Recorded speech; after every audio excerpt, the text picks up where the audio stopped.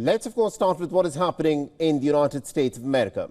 Protests against immigration crackdown have now spread across the United States, as streets of LA have become ground zero of the demonstrations. The American president has said that Los Angeles would have burned to the ground if he did not act. This comes as a power play is being played out between California's governor, Gavin Newsom, and the American president. Now, California's governor has accused Donald Trump of authoritarianism. As protests escalate, President Donald Trump has doubled down on the troop deployment. Donald Trump has now ordered for 2,000 more National Guard to be deployed in Los Angeles. Along with this, he's also called 700 Marine personnel, often referred to as the U.S. elite fighting force. Now, Trump says that his deployment of the Marines and other soldiers to Los Angeles is actually preventing the city from burning down to the ground.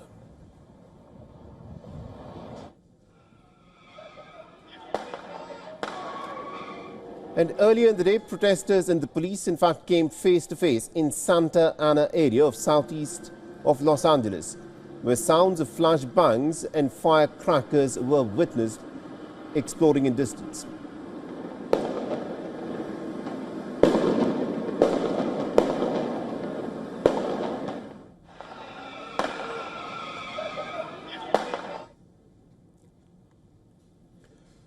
The security forces dispersed the protesters using rubber bullets and armored vehicles in downtown Los Angeles. These demonstrators had gathered outside a federal detention center in downtown where the immigrants have been held.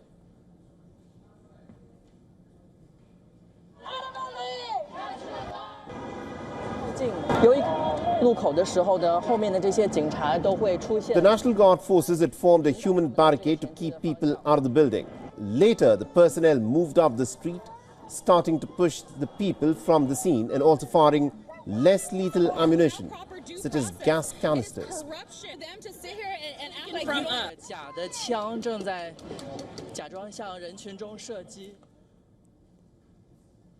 Earlier, the protesters, in fact, fired fireworks as they clashed with the police. Others banged on the sides of the unmarked vehicles as they passed through the police cantonment lines. There were even scenes of levity as some protesters danced to bands playing music from a truck on the street. Now, immigration crackdown and following protests that began in Los Angeles were spread within the state of California to San Francisco and capital Sacramento. But now they're being reported from California to New York. In Texas, the protests were reported in Dallas, Austin, Houston, and also San Antonio. People also took to the streets in Philadelphia, Boston, and Chicago. Now, these are some of the images from Texas, where the protests were reported in two major cities of Dallas and Austin. Multiple people were detained after a street showdown with the police officers. So as tensions of the streets arise, California's governor, Gavin Newsom, has come down heavily on the American president. Newsom slammed the move as deranged and un-American. In a social media post, Gavin Newsom has written, and I quote him here, "U.S. Marines shouldn't be deployed on American soil, facing their own countrymen to fulfill the deranged fantasy of a dictatorial president." When asked earlier about Newsom's assertions that he wanted to start a civil war, President Donald Trump hit back at the governor.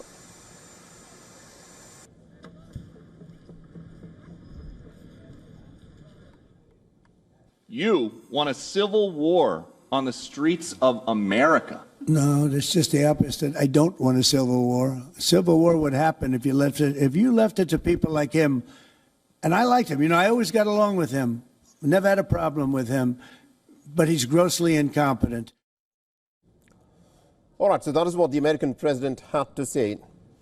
Now, this, remember, is the first time since 1965 that the American president has sent the National Guard troops to an American city without the governor's approval. And the move has sparked a political tug-of-war between the Democrats and the Republicans.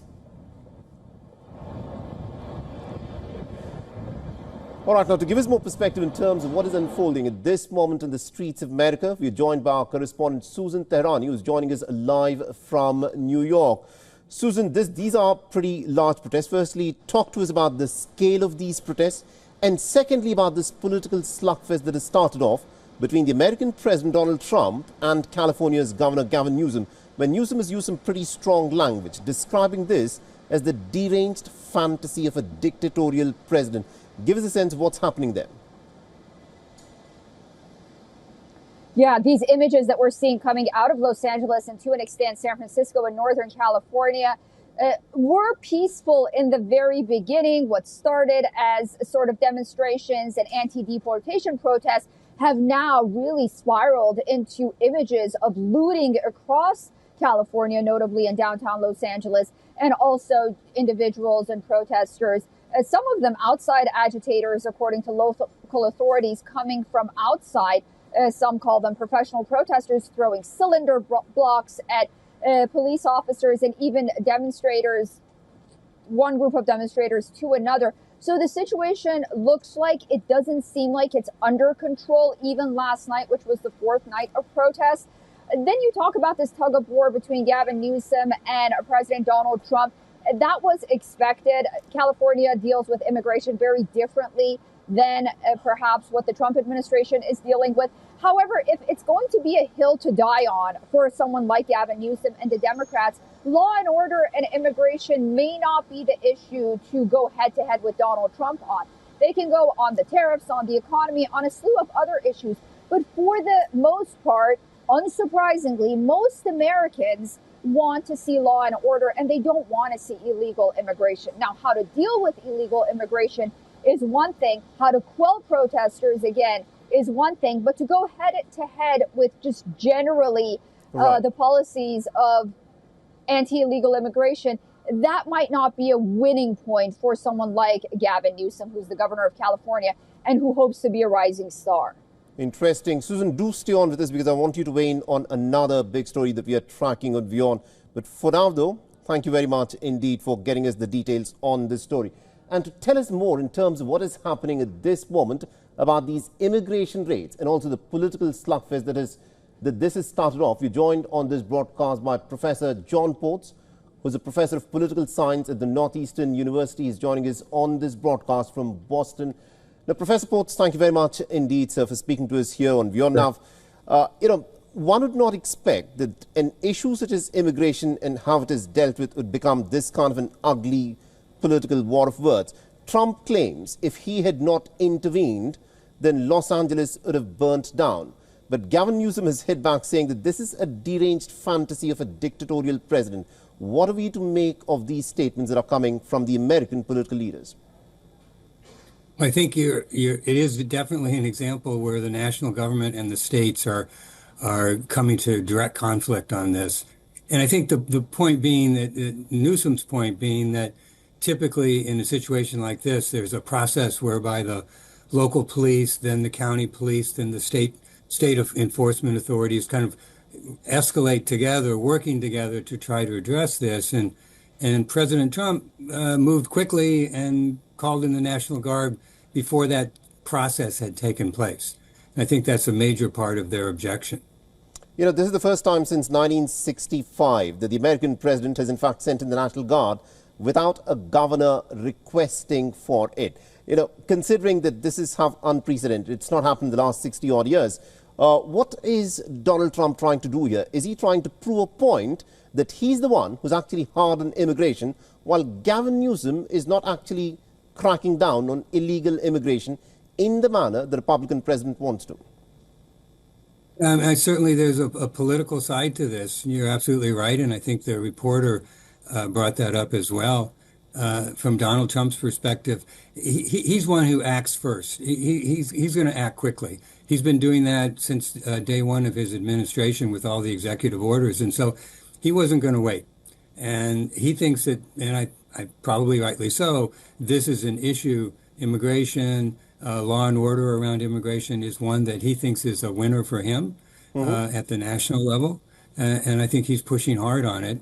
Gavin Newsom is potential contending Democrat in the future, and he'd love to take him on. You won't see the same thing happening in Texas, right? Where there's issues there, but you got a Texas governor who is very supportive of Donald Trump. So it'll be a very different dynamic if it happens there. Interesting. Now, speaking in terms of what's happening in California, the Latina community is so strong in California. And one of the interesting aspects when Donald Trump got elected was the support that he got from the Latina community. Now, looking as to how this anti-immigration crackdown has gone on, do you think he stands to lose somewhat of the support from the Latina community base? I'm not sure about that. I think that the Latina community base is quite broad, and there are very different groups within that broader category of Latinos.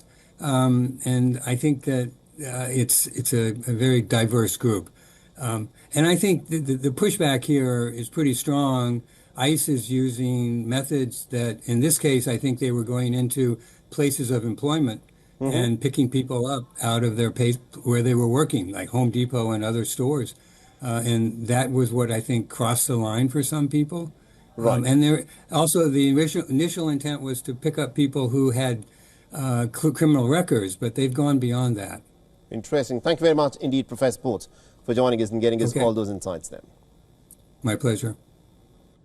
For all the latest news, download the WION app and subscribe to our YouTube channel.